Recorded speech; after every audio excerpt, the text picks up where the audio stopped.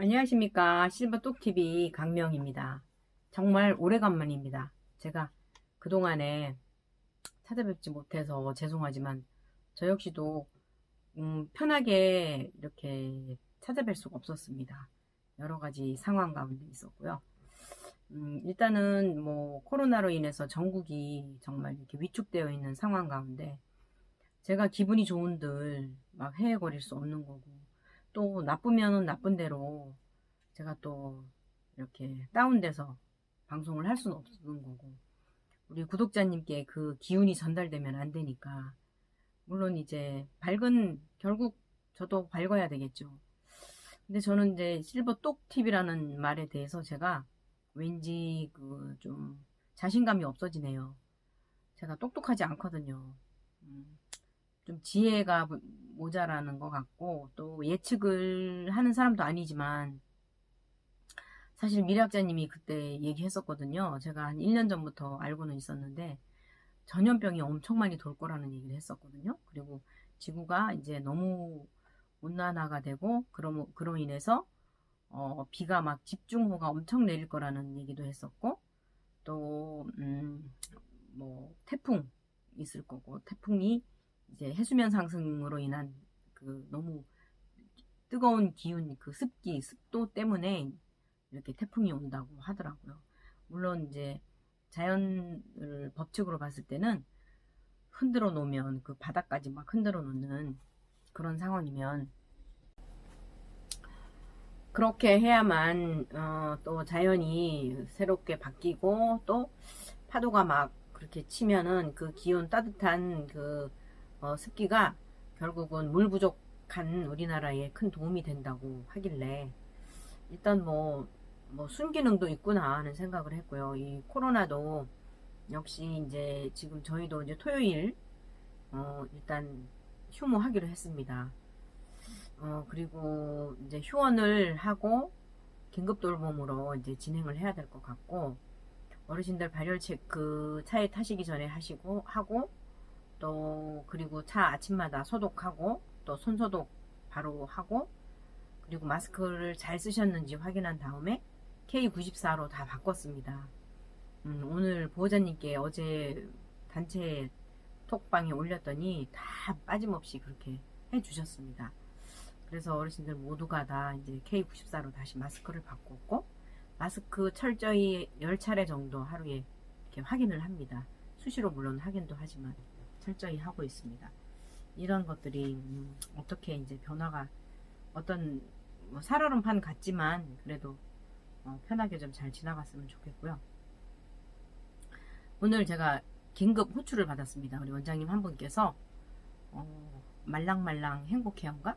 그 한컴 위드에 그 관심을 갖고 있었는데, 이제 회사로 전화를 해서 상담을 하셨다고 하더라고요.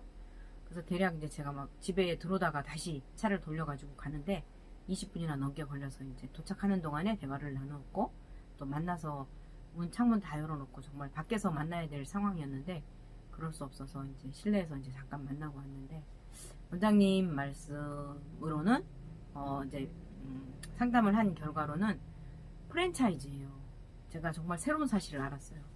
한컴 위드의 관계자분께서 혹시 이 동영상을 보신다면, 제가 혹시 오해하고 있는 점이 있다면 저에게 전화 주십시오. 010-5352-9080입니다.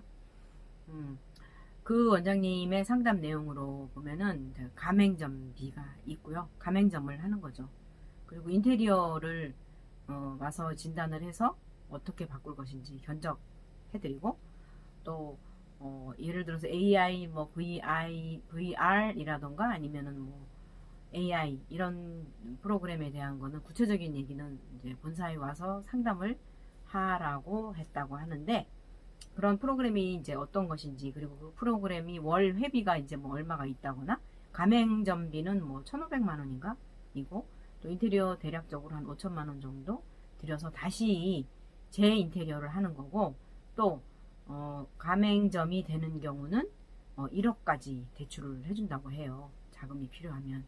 이제 뭐 이런 여러 가지 이런 기능들을 말씀을 하시면서 그걸 한번 해보고자 한다고 해서, 그래서 제가 이제 원장님께 그랬어요. 원장님의 가장 큰 문제가 주간보센터를 운영하시고 일부는 정원이 많지는 않습니다. 그리고 공동가정을 한 건물에서 한 층에서 운영하시는 분인데 주간보센터 어르신들이 도무지 안 느는 거예요. 지금 2년 이상이 지났는데도 이제 그게 고민이 되셨겠죠. 그래서 그거를 이제 상담을 하시고 그랬는데 저에게도 계속 여러 번 제가 상담을 해드리고 했는데 뭐 결론은 제가 그랬죠. 원장님, 지금 인테리어가 문제가 아니고요. 그리고 그분들의 가맹점 가입을 해가지고 뭐 프랜차이즈, 체인점 이게 문제가 아닌 것 같아요. 원장님이 상담을 잘 하셔서 그리고 양질의 프로그램을 오시면 양질의 프로그램을 제공해 드리고 또 그 보호자분이 상담으로도 충분히 믿을 만한 곳이구나 하고 계약서 쓰시고 갈 수 있으면 그렇게 하면 돼요. 그리고 원장님이 그런 쪽보다는 더 신경 쓰셔야 할 게 조금 더 죄송합니다. 제가 오늘 코로나 검사를 사실 하고 왔는데 지금 열이 있어요. 그리고 기침을 좀 해요. 원인을 모르겠어요. 날씨는 엄청 더운데 그래서 원장님이 그런 문제보다는 영업을 하세요. 어르신 모집 정말 쉬워요. 병원 가보세요. 엄청 많으세요. 기회도 많고요. 집중적으로 한 분과 밀착하셔가지고 그리고 그분이 저는 정말 때에 따라서는 어르신 막 힘들게 걸어가시면은 어디 가시냐고 여쭤봐서 병원 가신다 그러면 전철역까지 태워드릴까요? 라던가 아니면은 병원까지 모셔다 드리는 경우도 허다해요. 그러면서 물론 그런 분들이 한 번도 오시지는 않았어요. 그러나 저는 몸에 배웠어요. 어르신들에게 베푸는 서비스는 다른 말로 하면은 공짜잖아요. 그거 베풀어요.